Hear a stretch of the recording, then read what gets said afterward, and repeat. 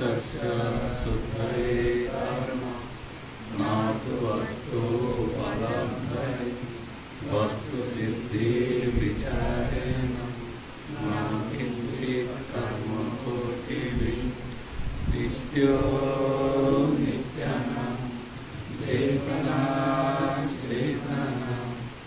एको बहुनां यो विविधा विधामन् परमात्मस्यं येन पश्यन्ति धीरा तेषां शान्तिः शाश्वती नेतरेषां मनसेवानुद्रष्टव्यं देहनानास्ति किञ्चन मृत्युसा मृत्युमाप्नोति यः नानेव पश्यति विद्यते हृदयग्रन्थि छिद्यन्ते सर्वसंशया क्षीयन्ते च कर्माणि तस्मिन् दृष्टे परावरि अपाणिपादो च मनोग्रहीता पश्यन्ति चक्षुषशृणोत्यकर्णं सवेति वेद्यं न च कस्यास्ति वेत्ता तमाहुरद्वयं पुरुषं महान्तं यस्य देवे पराभक्ति यथा देवे तथा गुरु तस्येते तदिता यथा प्रकाशन्ते महात्मनः ज्ञानामृतेन तृप्तस्य पृथक् योगिनः नैवास्ति किञ्चित् कर्तव्यम् अस्ति चेतनस्तत्त्ववित् यच्चक्षुषा न पश्यन्ति येन चक्षुषि पश्यन्ति तदैव ब्रह्मत्वं विद्धि नेदं यदिदम् उपासते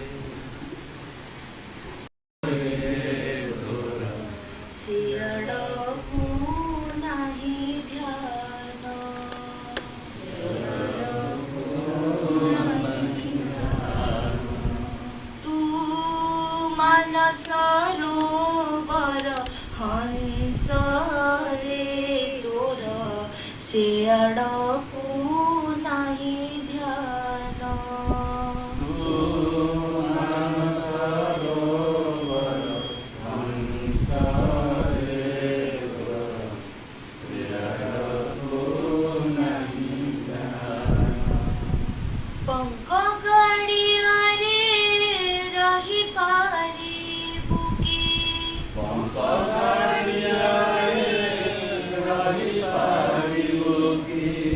से नुहे तो निज स्थान रे तोर से नुहे तो निज स्थान रे तोर से अड़कू नहीं ज्ञान तू मन सरोवर हंस रे तोर से अड़कू नहीं ध्यान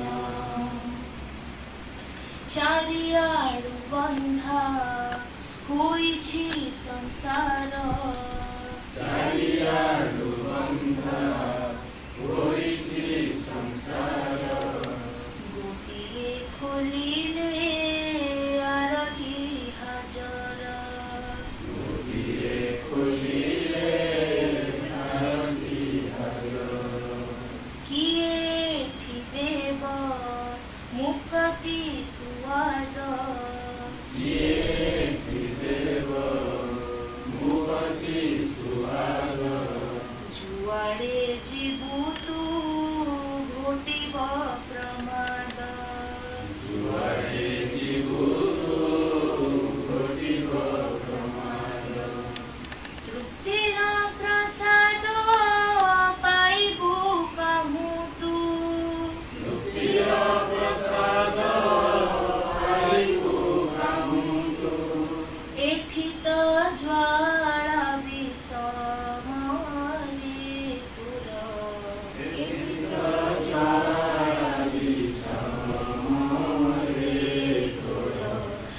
सियाड़कू नाही ध्यान तू मन सरोवर हंस रे तोर सियाड़कू नाही ध्यान क्षीर नीरकू तू परखी जानिछु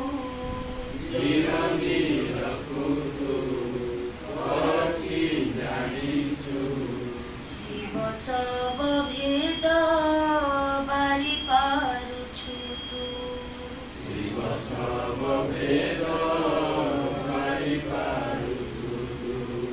ज्ञान ज्ञानर मिठा तू चाखिछु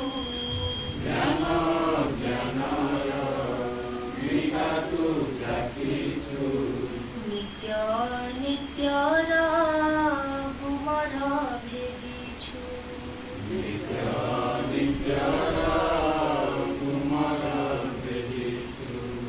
खुला आकाशरे उड़िबा छाड़ी तू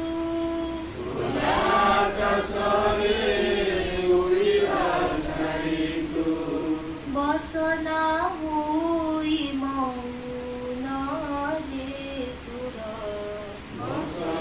होई मौन रे तोर सियाड़कू नाही ध्यान तू मन सरोवर हंस रे तोर सियाड़कू नाही ध्यान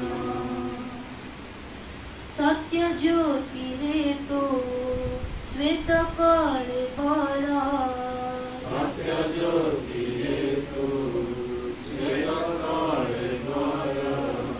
जेतिकी पवित्र सेतिकी सुंदर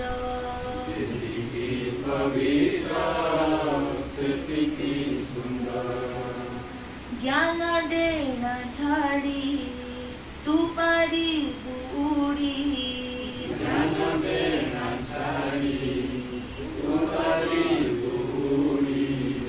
अज्ञान पंकरे किया जाऊ बुड़ी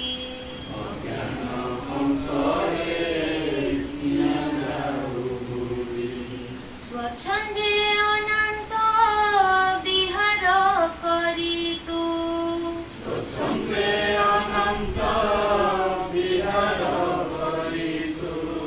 सहजे नेबु विश्राम रे तोर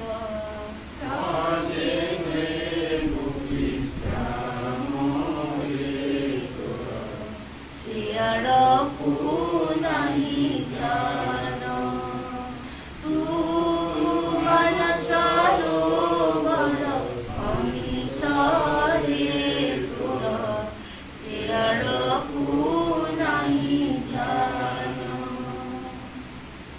केउ भ्रांति तते कलह तसिरी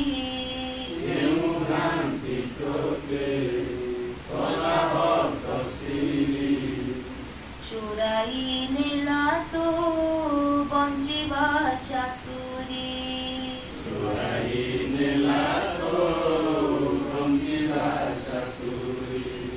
वृथा प्रलापरे कटाउछु दिन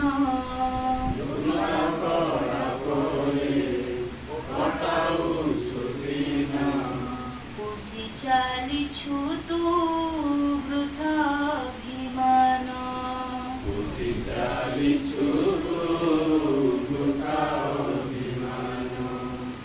येनु हे तोरा निज परिचय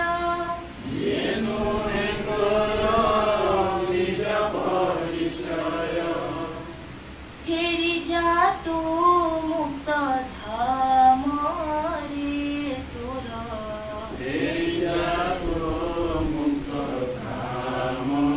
रे तोर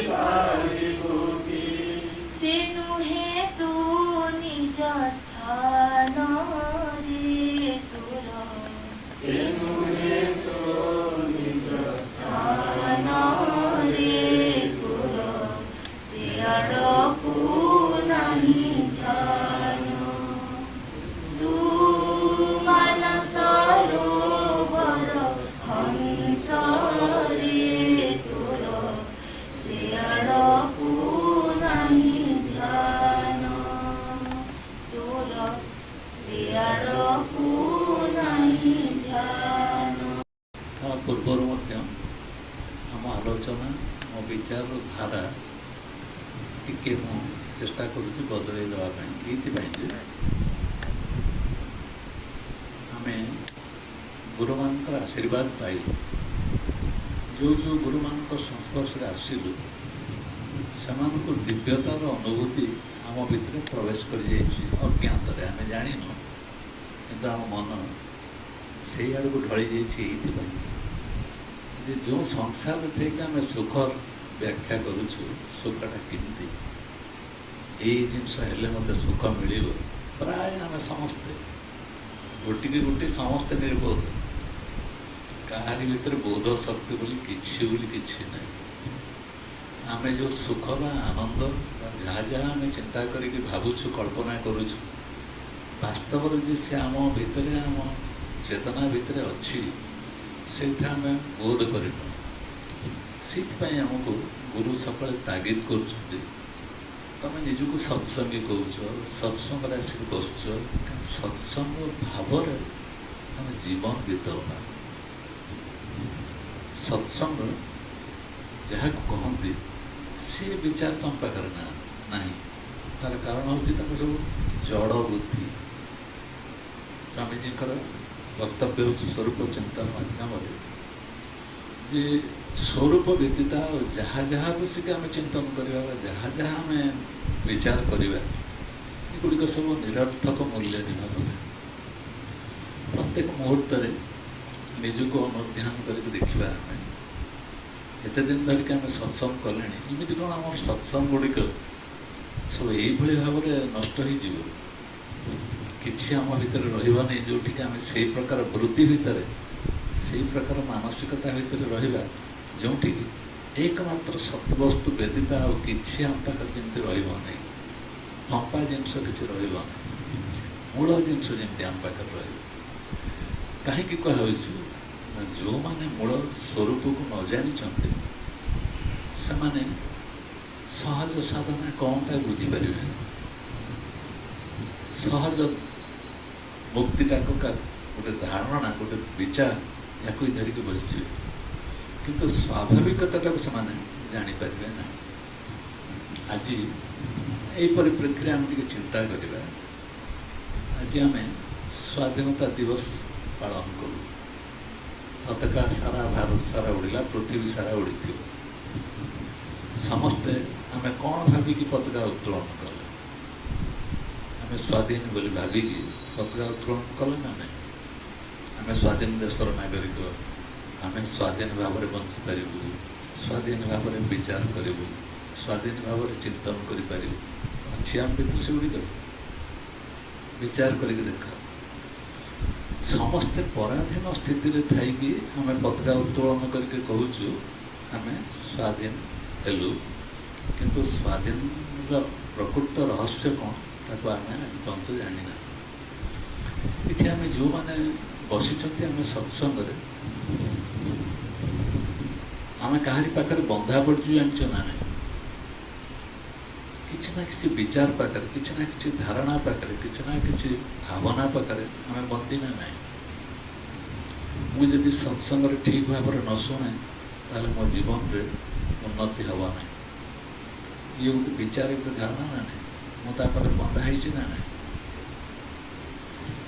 ठीक सेमती मुझे काम न करे ताहले मत असुविधा भाविक देख प्रत्येक मुहूर्त प्रत्येक अवस्था आम कि ना कि क्या द्वारा बंधा हो आम प्रश्न तो चलु सत्संग करुचु हाँ सत्संग आम रेगुलारली जाऊँ ठीक समय आम बस किंतु आम पराधीन अवस्था थी सब जिन गुड़िक सब कथबार्ता तेणु स्वर विचार स्व को अनुध्यान करवा एकमात्र जीवन रहस्य जी स्वटा को आड़क जार गति ना जार ध्यान ना आ सब जिनस से केवल फंपार कर बेकार जा स्व कहबार अर्थ हूँ चाहे नित्य जहाँकि सब समय सब अवस्था रही ଏବଂ ତାକୁ ତମେ କୌଣସି ଉପାୟରେ ଚେଷ୍ଟା କରିକି ଯଦି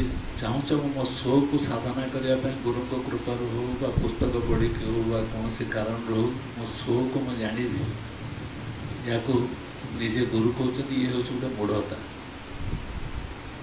କ'ଣ?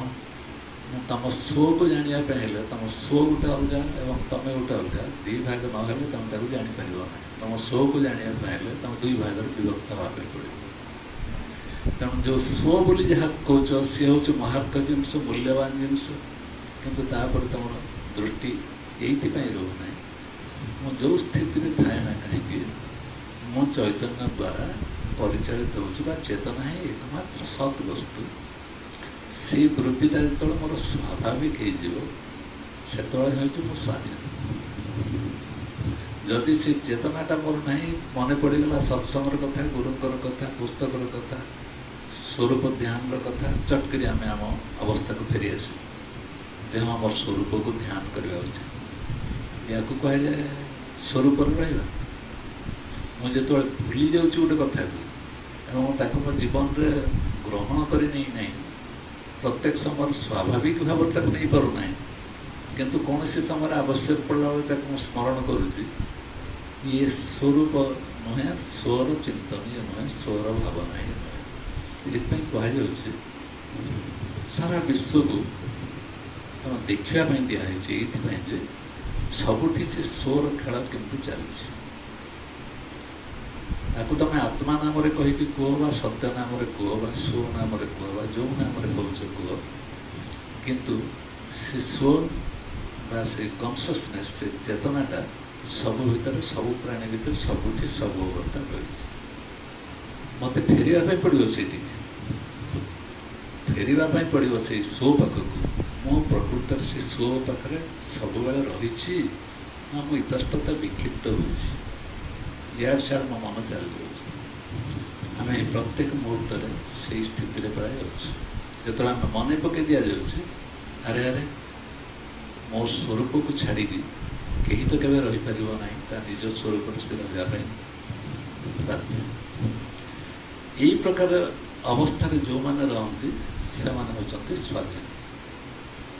ଉଦାହରଣ ସ୍ୱରୂପ କାହାକୁ ଆମେ ଆଦର୍ଶ ହିସାବରେ ନେବା, ଯେକୌଣସି ଗୁରୁ ବଶିଷ୍ଠଙ୍କୁ ନେବା କି ବିଶ୍ୱାମିତ୍ରକୁ ନେବା, ସ୍ୱାମୀ ନିରଞ୍ଜନକୁ ନେବା କି ଅଖଣ୍ଡାନନ୍ଦ ସରସ୍ୱତୀଙ୍କୁ ନେବା କି ମୁକୁନ୍ଦାନନ୍ଦକୁ ନେବା, କି ଯାହାକୁ ଆମେ ନେଲେ ମଧ୍ୟ ସେ ଯେତେବେଳେ କୌଣସି କଥା ଆମକୁ ବୁଝିବା ପାଇଁ ଯାଉଛନ୍ତି, ସେ ଆମକୁ ଜଣାପଡ଼ୁଛନ୍ତି ଯେ ତାଙ୍କ ପାଖରେ ଗୋଟେ ଅଧିକ ଶକ୍ତି କିଛି ଥିଲା ଭଳିଆ।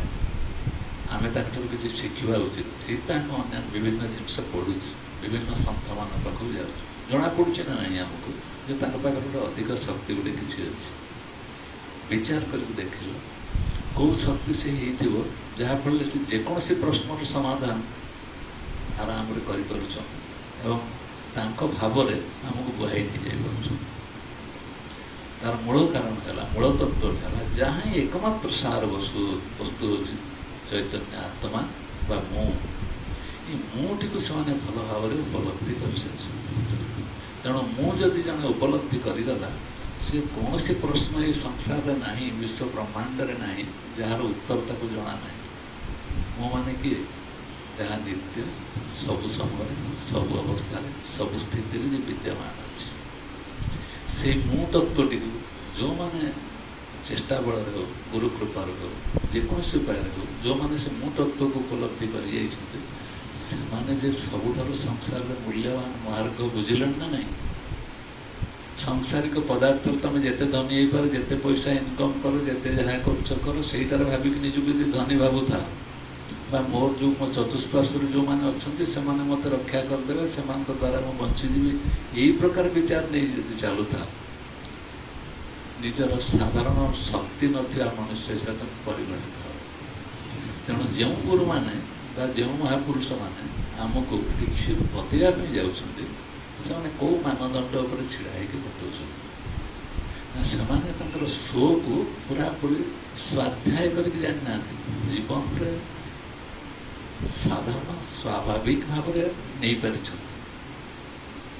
ଗୁରୁଙ୍କୁ ଦେଖ, ଆମ ଗୁରୁଙ୍କୁ ଦେଖ, ଯାହାକୁ ଆମେ ବରଣ କରିଦେଇଛୁ, ତାଙ୍କ ସ୍ୱାଧୀନତା ଆଉ ଆମ ସ୍ୱାଧୀନତା ଭିତରେ ପାର୍ଥକ୍ୟ ଅଛି ନା ନାହିଁ? ସେ ଚାହିଁବେ ମୁଁ ଏଇଖିଣିକା ଯିବି, ତମେ ଅଟକି ପାରିବ? ସେ ଚାହିଁବେ ମୁଁ ଏଇଟା କରିବି, କରିପାରିବେ ନା ନାହିଁ? ସିଏ ଚାହିଁବେ ଏଇଟା ହଉ, ଏଇଟା ହବ ନା ନାହିଁ? ତେଣୁ ସେ ଯାହା ଚିନ୍ତା କରିବେ ତାହା ହିଁ ତାଙ୍କର ପ୍ରତିଫଳିତ ହେଉଛି। ମୁଁ ବି ସେରକମ ରକ୍ତ ମାଂସର ମଣିଷ, ମୋ ଦ୍ୱାରା କାହିଁକି ହଉନି? ମୁଁ ଯାହା ଭାବୁଛି, ଯାହା ଚିନ୍ତନ କରୁଛି, ସବୁ ହଉଛି ସେଗୁଡ଼ିକ ବିପରୀତ ହେଉଛି।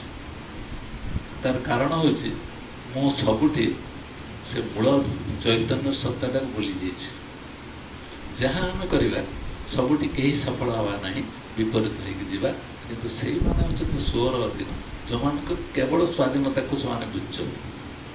ଯିଏ ତାକୁ ଆତ୍ମା ନାମରେ କୁହାଯାଉଛି, ବ୍ରହ୍ମ ନାମରେ କୁହାଯାଉଛି, ପରମାତ୍ମା ନାମରେ କୁହାଯାଉଛି, ଯେଉଁ ଭାବରେ କହୁଛ କୁହ। କିନ୍ତୁ ଏକ ସାମର୍ଥ୍ୟ, ଏକ ଶକ୍ତି ଅଛି, ଯେଉଁ ଶକ୍ତିଟି ପ୍ରତ୍ୟେକ ଭିତରେ ବିଦ୍ୟମାନ ଅଛି। ସେଇ ଶକ୍ତି ସମ୍ପର୍କରେ ସେମାନେ ସ୍ପଷ୍ଟ ପ୍ରାଞ୍ଜଳ ଧାରଣା ଅଛି, ବୋଧଟା ଅଛି। ଧାରଣା ନୁହେଁ, ବୋଧ କରିସାରିଛନ୍ତି ସେମାନେ।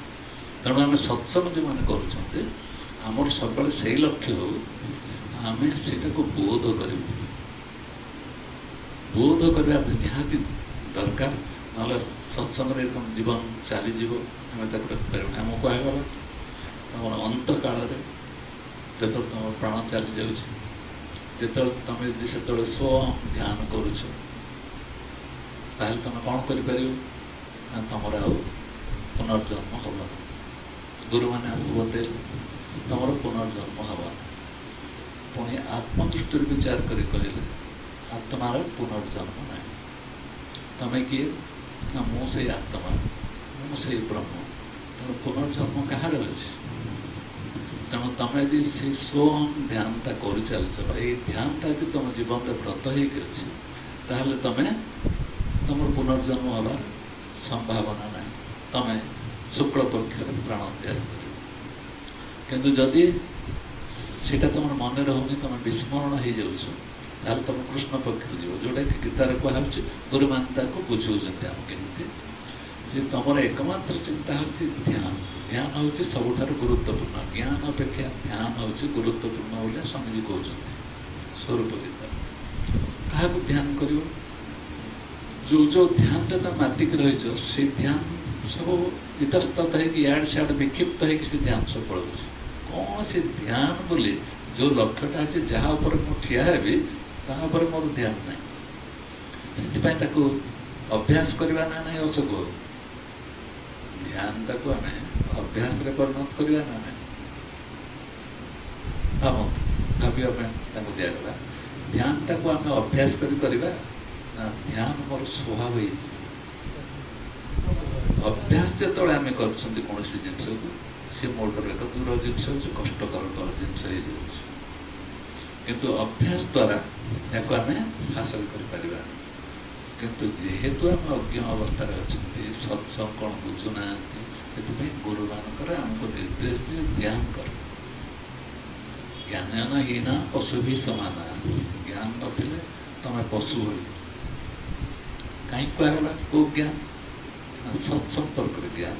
ତାକୁ ଆହୁରି ପରିଷ୍କାର ପରିଚ୍ଛନ୍ନ କରି ଦେଲା ବେଳକୁ କୋଉ ଜ୍ଞାନ? ଆତ୍ମା ସମ୍ପର୍କରେ ଜ୍ଞାନ। ଆହୁରି ପରିଚ୍ଛନ୍ନ କରିଗଲା ବେଳେ କ'ଣ କୋଉ ଜ୍ଞାନ? ତମେ ଯେଉଁ ମୁଁକୁ ନେଇକି ତିଷ୍ଠିକି ରହିଛ, ତମର ସବୁ ପ୍ରକାର କ୍ରିୟାକର୍ମ ଯେଉଁଗୁଡ଼ାକ ସବୁ ହେଉଛି, ଯେଉଁ ମୁଁ ଦ୍ୱାରା ହେଉଛି, ତାକୁ ତମେ ଦେଖୁଛ, ଜାଣୁଛ, ଉପଲବ୍ଧି କରୁଛ, ଏବଂ ସେଇଠି କହୁଛ ମୁଁ ହାରିଲି, ସେଇଠି କହୁଛ ମୁଁ ଜିତିଲି, ଏଇଟା ମୋର ଲାଭ ହେଲା, ଏଇଟା ମୋର କ୍ଷତି ହେଲା। ସେ ମୁଁ ତମେ ନୁହଁ। ଇଏ ତାକୁ ଜାଣୁଛି, ପଛରେ ଥାଇକି ଉପଲବ୍ଧି କରୁଛି।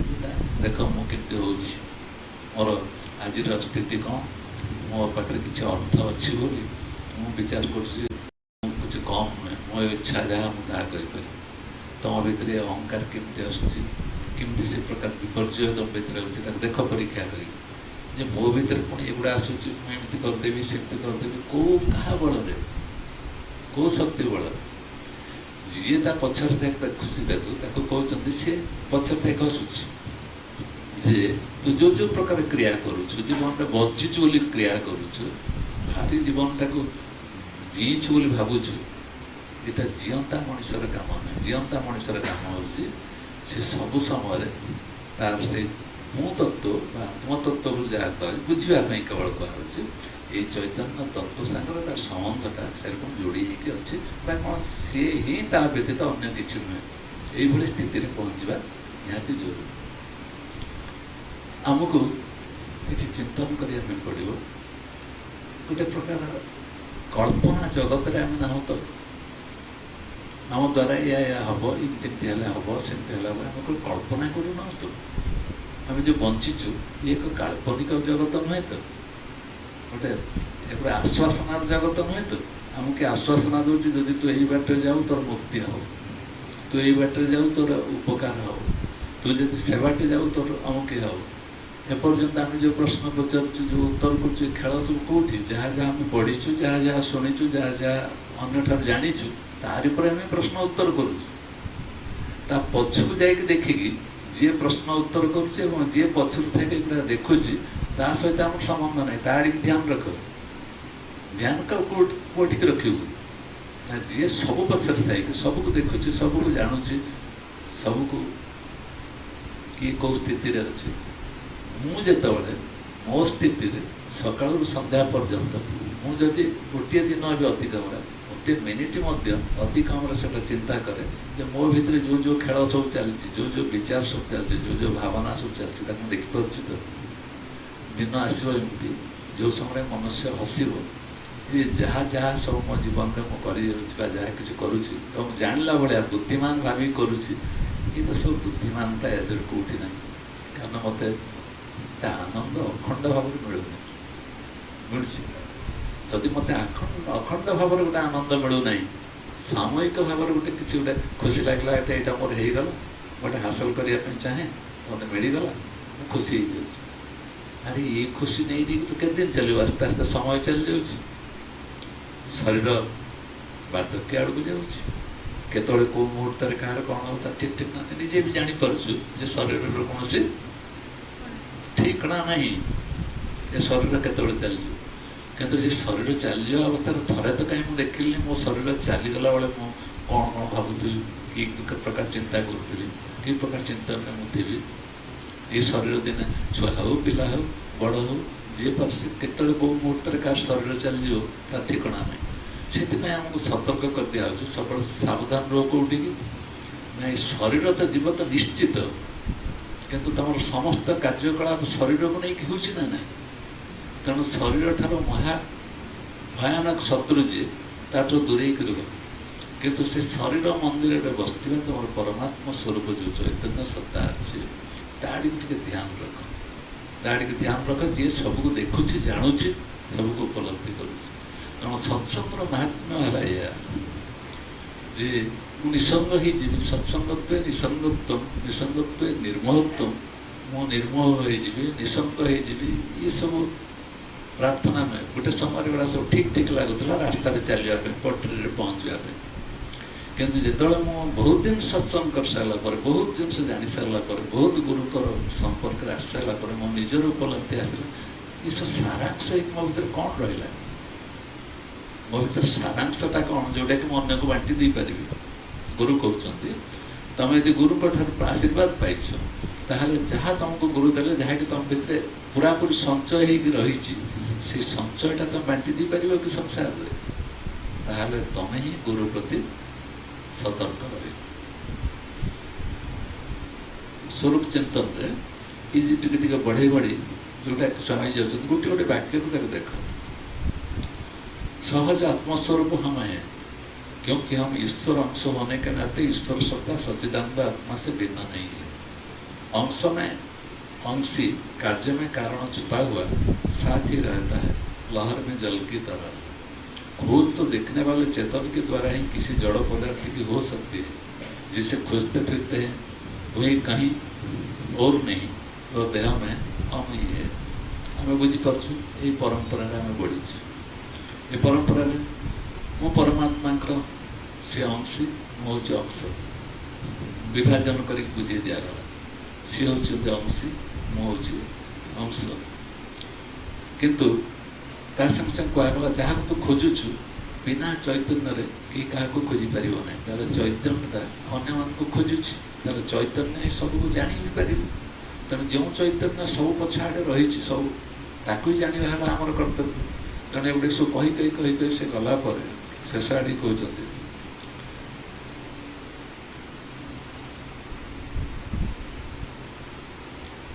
जो पुरुष मुझमें अनन्य चित्त होकर सदा ही निरंतर मुझ पुरुषोत्तम को स्मरण करता है, उस नित्य निरंतर मुझ में युक्त हुए ध्यान के लिए मैं सहज ही प्राप्त हो जाता हूँ।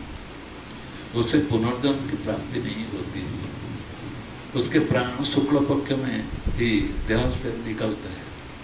वो परम सिद्धि को प्राप्त होकर, वो भाग्यवान पुरुष मुझको प्राप्त होकर दुखों के घर एवं क्षणभंगुर पुनर्जन्म को प्राप्त नहीं होता है।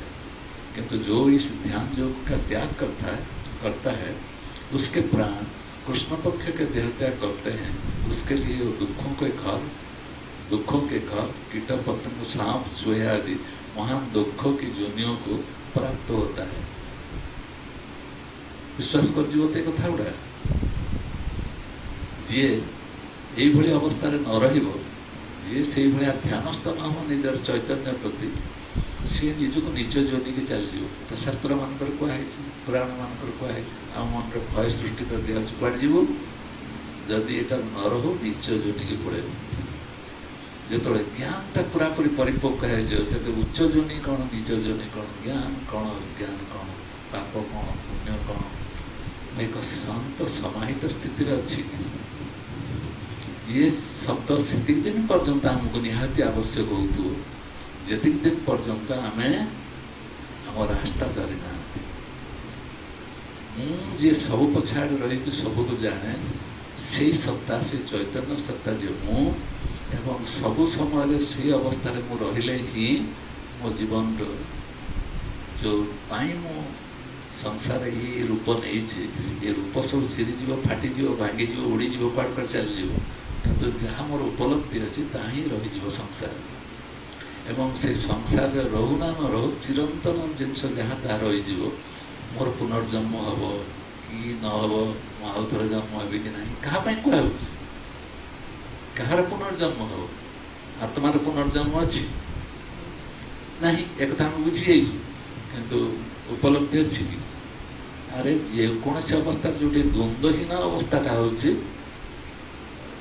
मोर स्थिति किंतु आम तो जहाँ भाविला बेल गोटे द्वंद्व पलि आसना द्वंद्वहीन स्थिति को मुझे न जापर केतरे ना जो मोर स्पष्ट धारणा आसो ये सबू दुई जो कौन जगह आसुना मु आउ जड़े किए अच्छी एमती हम सेमती हम सेमती हम सेमती हम ये सब विचार ठार जो ऊपर को चली जो विचार मो पाखे आना यहाँ सब बुदबुद भाया जो गुड़ा आसला कड़े चली शेष जो शुद्ध जिनस रही सहज स्वाभाविक जिनस रही प्रकृति सबुठ दृश्यमान होती अवस्था को जो चली से ये ध्यान करने ज्ञान भावाई चिंता करने कि कौन एकमात्र सत्य आनंदमय अवस्था से आनंदमय शब्द आम बारंबार शुणीचु कि आनंद टिके बोली आम पाखे ना